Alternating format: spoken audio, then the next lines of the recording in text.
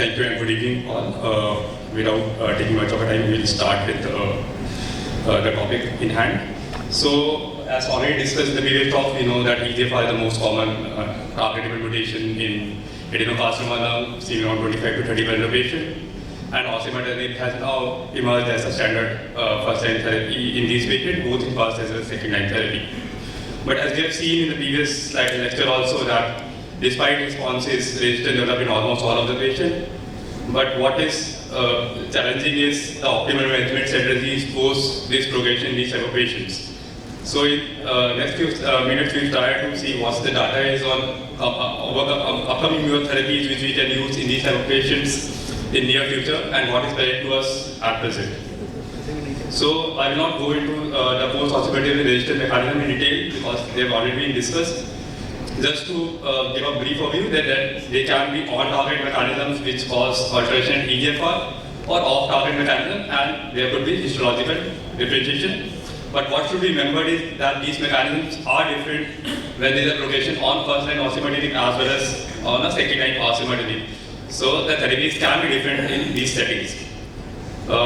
This has already been discussed by my previous speakers, so I am not going to this.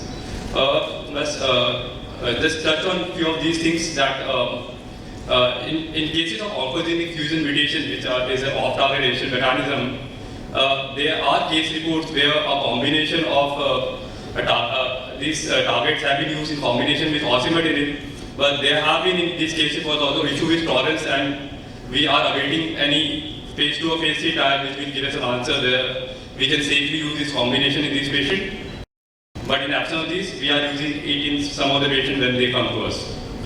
When we look at the other off-target resistance mechanism, we see that cell cycle aberration is one of the mechanisms which lead to resistance in 10 to 12% of patients, and there have been preclinical activity which has been seen with combination of CDK4/6 inhibitors with Osimeritinib, and there is an ongoing phase 2 trial which is assessing the safety and efficacy of abemaciclib with or without Osimeritinib in these patients post Osimeritinib resistance, and this will answer some of the questions we have.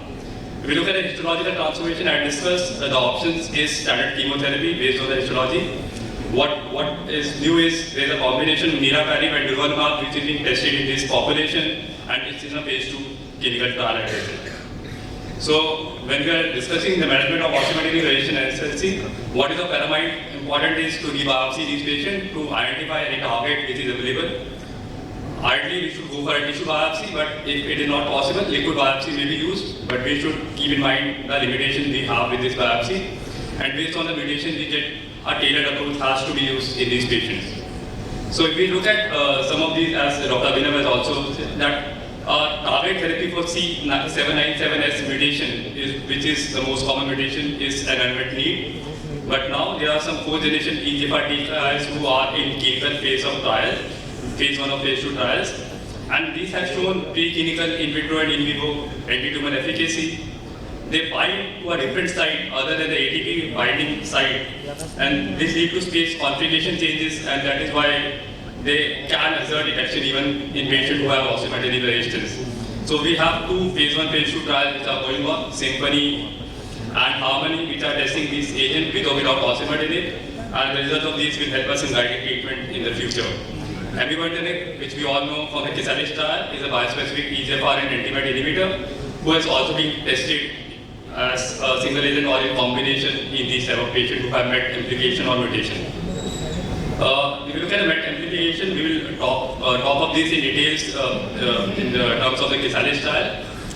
So we have a trial for this MET amplification which are in phase 3 phase now, and within 1 or 2, 3 years, we will have some data on what to use in these patients when they progress on Osimeritinib. And if you look at the HER2 amplification, there were preclinical activities with Osimeritinib and TDM1, but there is a phase 2 trial which was terminated early when it didn't show effectiveness. So TDM1 didn't show effectiveness as combination with Osimeritinib. But as we know from Destiny Lung trial, TDSD1 has shown efficacy in phase 1 and phase 2 trials, and we will see these trials in detail ahead. So beyond target therapy, we all know chemotherapy there, but what is to be remembered is when we are giving chemotherapy, we don't combine it with Osimeritinib as of now. And we have higher power 150, which give us some evidence because of the subpopulation of target mutation positive patient, that we can use a combination of Atezo along with chemotherapy in this patient post osimertinib also. So we look at some of these trials. So one which is important is the ORCHARD trial. It's a phase 2 platform study in these patients who have progressed on first line osimertinib study. So what the trial design is, it's testing patients who have progressed on first line osimertinib, and based on biopsy, it is divided into 3 cohorts. Group A is one which has an actionable mutation which is found. So the most common which we already know are MET, EGFR mutation amplification, and there is a directed treatment which is given to them based on this. So if it is MET amplified, we are giving osimertinib plus Mutated. For EGFR C797S, osimertinib plus Geriatric is given, and for EGFR application, osimertinib plus nacituzumab is being given. Group B is one in which we don't have a targeted mutation or a drug is not available. Then a non-biomarker driven therapy is given, where they are testing 2 approaches. One is durvalumab plus carbo plus pimetrexid combination, and second is the same as EGFR application, osimertinib plus nacituzumab approach. And group C is one in which nothing is available, and the treatment is based on local standards. And based on the phase 1 and 2 results, the therapy will be taken to phase 3 study later on if it showed efficacy. So now coming to HER2 mutation, which we know is seen in 3% of the patient. At the time of TDS-3-1 trial, there was no HER2 target therapy which was approved. TDS-3 we already know was approved in metastatic breast and gastric cancer. And so it was planned to test in this population of NSCLC who are HER2 mutated as well as amplified. So we look at the study design of the first Destiny Lung-1 trial. It's an open-label multi-cohort phase 2 trial. So what it did was it included patients who are HER2 expressing or activating mutation, and in the cohort 1 it gave all patients a 6.4 mg per kg dose of TDS-1, and the primary endpoint was overall response rate, with secondary endpoints of duration of response, PFS and OS. So if you look at the outcomes, we can see that in this patient group, the median age was around 60%, and almost 1/3 of the patient had asymptomatic CRS MET at baseline, which is seen in HER2 mutation positive patients. And median prior lines of therapy was 0 to 7, and a lot of these patients had received platinum-based as well as anti-PD-1 therapy before we put on this therapy. We look at the outcomes. The overall response rate was almost 55%, and the median duration of response was 9.3 months, and this was at a 13.1 month follow-up, which is very encouraging. If you look at the watershed plot, we can see that almost all of the patients on the study group had some response to this therapy, which is encouraging. If you look at the median PFS, it was around 8.2 months, which is a very good PFS in this type of patient who are heavily pretreated.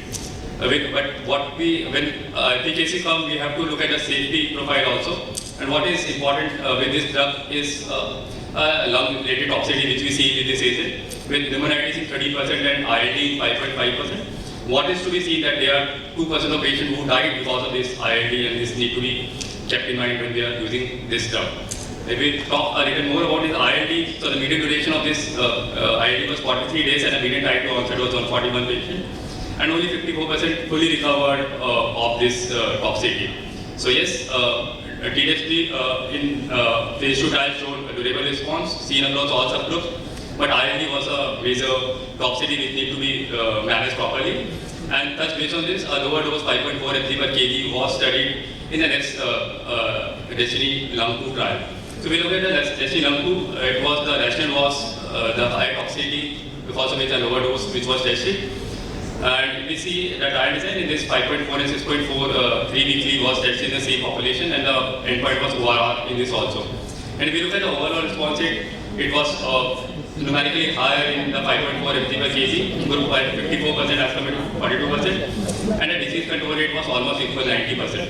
But what is important is to see the safety results. If we see at a safety endpoint, the grade 3 toxicities were lower in the patient who received a lower dose of TDS-3 at 32 versus 58, and the drug interruption was also half as compared to the higher dose. Interestingly, what is important to see that in this trial, even in the patients who are on 6.4 mg per kg dose, there were no significant grade 3, grade 4 toxicity seen, but we need to see the full paper to comment more on this. So yes, it seems that lower dose of 5.46 mg gives equal efficacy with less safety, and that is what is the FDA recommendation of using this drug on this dose. So we'll come to other MET application, which is a non-EGFR. Just 2 minutes, I'm taking this.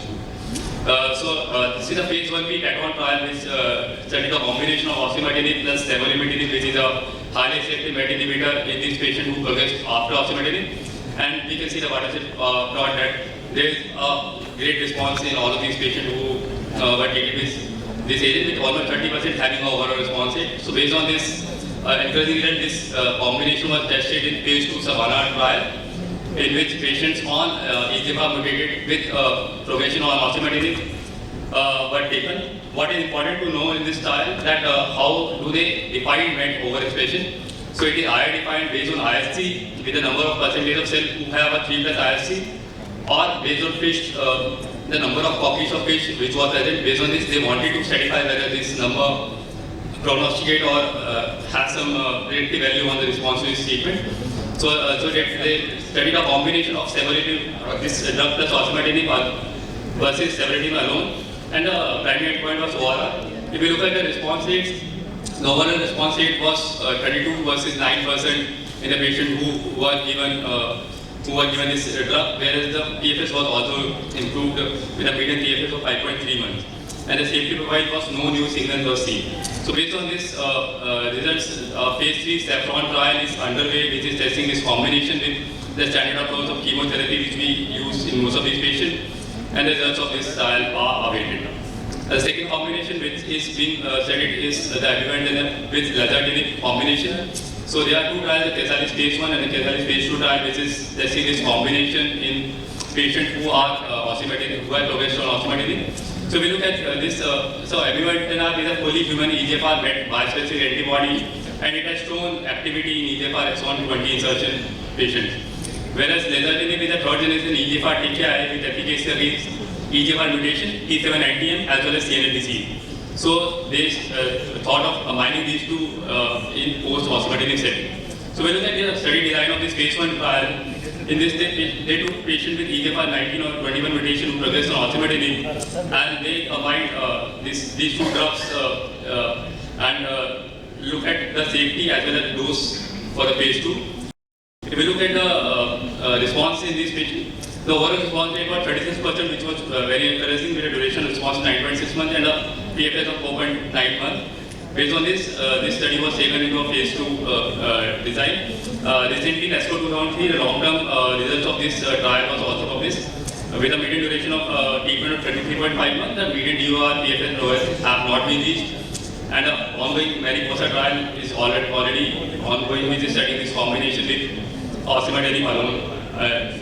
This patient. We look at the Casalis 2 trial. It's a multi-cohort study, and we will be discussing the cohort A, which is post-Osimertinib and post-platinum-based chemotherapy.